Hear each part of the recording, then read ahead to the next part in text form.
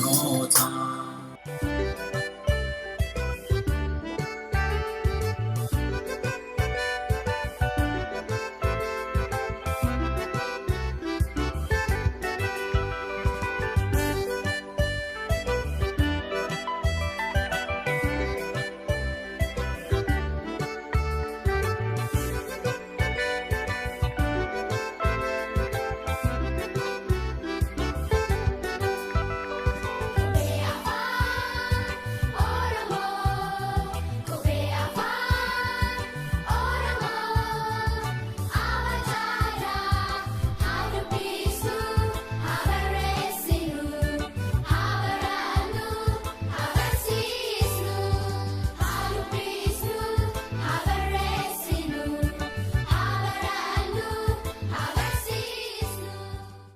Wanni barannu mallattoo hudhaati.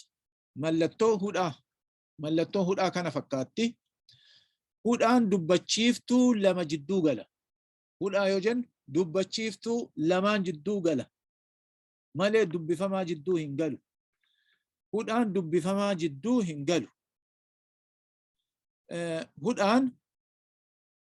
Hudhaan bakka hafuurri keenna addaan itti citu jidduutti gala. Re'ee yoo jenne fakkeenya re'ee hudhaan bakka sanitti gala jechuudha jidduu sanitti. Dubbachiiftuun gosa lamaa walitti aanee hin barreeffamu yoo hudhaan jidduu gale malee. Kuni seera isaati. Hudhaan bakka hafuurri keenya addaan itti citu fa'aatti galaa jennee jirra. Kuni seera isaati. Dubbachiiftuun hudhaan dubbachiiftuu jidduu gala malee dubbifamaa jidduutti hin galuu jenne. Mee fakkeenya isaa dubbachiiftuu gosa tokkoo ilaalla. Dubbachiiftuu gosa tokko bakka hudhaan itti galu dubbachiiftuu gosa tokko hudhaan eessatti akka galu isa ilaalla jechuudha. Fakkeenyaaf A jedhaa kun waan biraa hin qabu. Baa hudhaa hin galchinaa. Mee kun sagalee amma ka barreessaa jiru. Sagalee kanneen hudhaa itti galchina jechuudha. Boo hin jiraa. Sagaleedha. Cee jedhaa. Waan biraa hin qabu. Cee irraan ammallee cee sadii goonaa raa. Mee fakkeenyaaf tanniin haa laallu. A kan jedhu kun sagalee waan ta'eef hudhaa jidduu yoo galchine jecha ta'a jechuudha. Hudhaa eessa galchina? Dubbachiiftuu sadiin kun wali aaneen dubbatu. Seera hudhaa keessatti dubbachiiftuun sadiillee wali aaneen dubbatu. Bakka kana mee hudhaa galchinee haa laallu. Ka qara A jedhu sun A ta'e A sagalee A ufitti sagalee A lamaanillee sagalee. Hudhaan jidduu yoo gale jechuun wachoo jechuun yoo nama dhukkuban fa'a jedhan yookaan galee jedhan guddina dhukkube waan akkasii jechuudha. Asitti baa jedhee dubbachiiftuun sadii hin jiran. Seera irratti wali himnee jirra. Dubbachiiftuun yoo hudhaan jidduu gale malee lamaa ol walitti aanee hin dubbatuu jenna. Asii amma sadiitu jira. Dubbachiiftuu sadii jira. Akkamitti dubbataree? Seera sad hordofna jechuudha. Akka sagalee nuu kennu, akka waan hiikaa jecha akka jecha ta'u hudhaa jidduutti galchina jechuudha. Yoo bakka jettuu fi lamaan achaan bifnee yoo barreessine ba'aa ta'a jechuudha. Amma jechi ka dura sagalee sun jecha ta'e. Ba'aa jechuun waan baatan, waan dudda baatan. Amma kana baadhee deemaa jira jechuudha. Ba'aa jechuudha. Yoo horiitti feene ammoo fardatti yookaan harreetti yookaan gaangeetti yoo feene fe'aa ta'a. Kanamatti namni baatee deemuun ba'aa. Wanna korojoo mana barumsaatiin yoo dhaqxan baagii Ingiliziffaan baagii jettan san yoo baattee deemtan ba'aadha. Asitti ammoo kun boo jedha. Kuni sagalee amma. boon kunin yoo hudhaa jidduutti galchine sagaleen kun jecha jijjiirama. Kanaafuu bakka itti hafuurri keenya citu bo jenneet oo yoo jenne hafuurri keenya achi adda cite jechuudha. Bo jennee oo yoo jenne ayyee wal dhaga'aa jirra. Bo oo hudhaa galchine jechuudha. Bo'oo jechuun boolla lafa argitanii bakka karaa ciccite waan akka qilee fakkaatu bo'oo jennaan. Jecha ta'e jechuudha. Hudhaan achitti gale. Asitti ammoo cee jedha. Kunin sagale malee jechaa miti. Ceen kun yoo hudhaa jidduu galchine ce'ee ta'a. Ce'ee laga ce'ee achi bahee laga gama bahee jechuudha. Ce'ee asitti deebiin hin kennamaaf ilaan amma asitti ceera jedhaas. Ce'eera yoo hudhaa achi galchine ce'eera. Laga ce'eera. Bishaan gama baheera. Ce'eeraa ta'a jechuudha.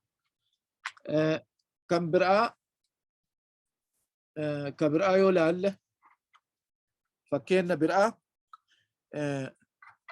ammallee cee tana lamaan yoo laalle isii jidduutti illee galchuu dandeenya. Ce'e ammallee hudhaa yoo achi galchine ce'e laga gama bahe jechuudha. Kan biraa ree sagale. Ree sadi wali aanee barreeffamu. Hudhaa jidduu galchina yoo san ammoo jecha ta'aa jechuudha. Re'ee ta'a jechuudha. Kunin yoo san re'ee jechuun horii manaa hoolaa fa'a akkuma hoolaa fa'a re'ee fa'a sa'a waatii jabbii kanneen keessaa re'een takka re'een yoo jennu re'ee imma dhatti re'een nama sagalee re'ee natti himumee namni tokko dafa ana hima. Ayyee kullitti maali? Mee jedhi sagalee ofirraa kaasa.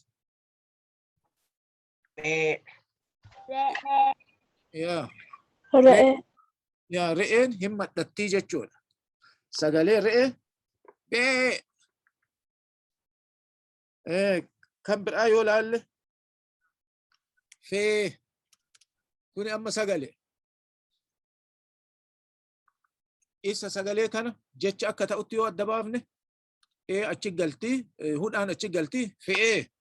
Fe'ee jechuun irra kaayee gubbaatti baasee jechuudha. Hin mudhatu. Mudhatti amma. Sitti mudhatti? Fe'ee. Kan biraa mee amma akka bir laalla ammallee. Aan afur yoo jiraatte maal goona? Saa jedhaa kun saa. Isa kana mee asitti laalla. Saa kan jedhu kana yoo achi keenne maal ta'e maal jedha? Eenyuun na hima yeroo takku? Sa'a. Sa'a miti. Ka biraa waan biri na himi. Saa'aan hagam? Saa'aan hagam? Ayyee. Sa'a jechuun yoo dheeressine sa'a. Kan biraa mee gabaabaa isaa laalla.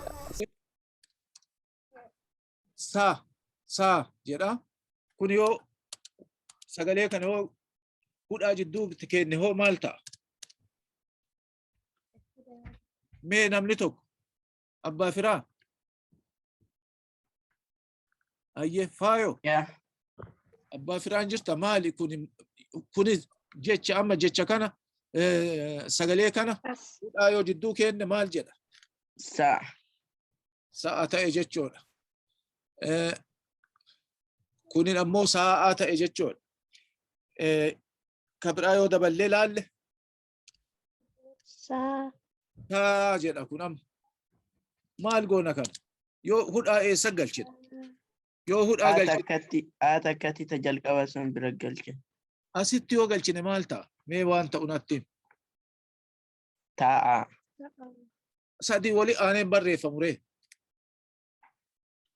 Bakka birii adda baasi. Bakka san lammaffaa biratti. Adda baasi. Alama jidduu. Lamaan jidduu yoo gale akkuma duratti. Ta'a. Kunillee taa'a. Yoo ani ol ka'ee jiraadhe amma ani yoo ka'e deebi'ee akka taa'u taa'a naan jettan jechuudha. Yoo ani ol ka'e taa'a yoo jedhu gad deebi'e taa'e jechuudha. Kan biraa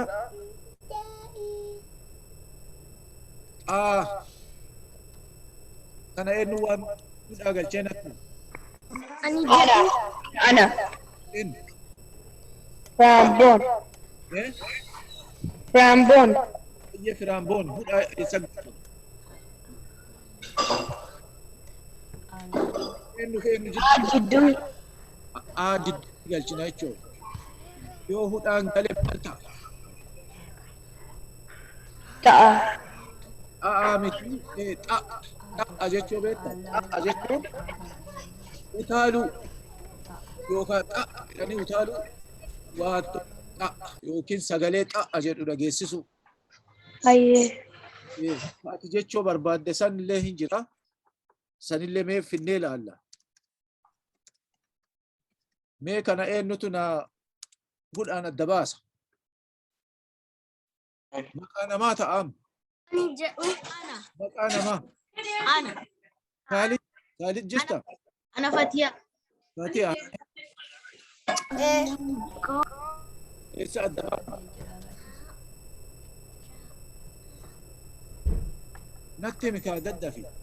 Sa'aatiin hin jiru.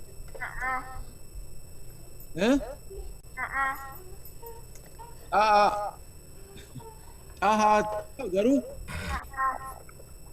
xaalleen jedhan namni garii yoo waamu xahaa maqaan xahaadhaa kan namaa yoo ta'e garuu leen ta'a wanni tokko qaanqee fakkeenyaaf yoo fudhanne jettee kaatee qaanqee beektu?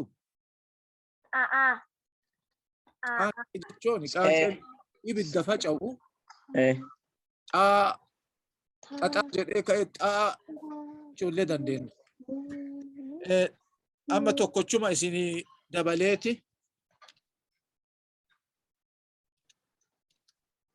kana nama naa himu. Animu.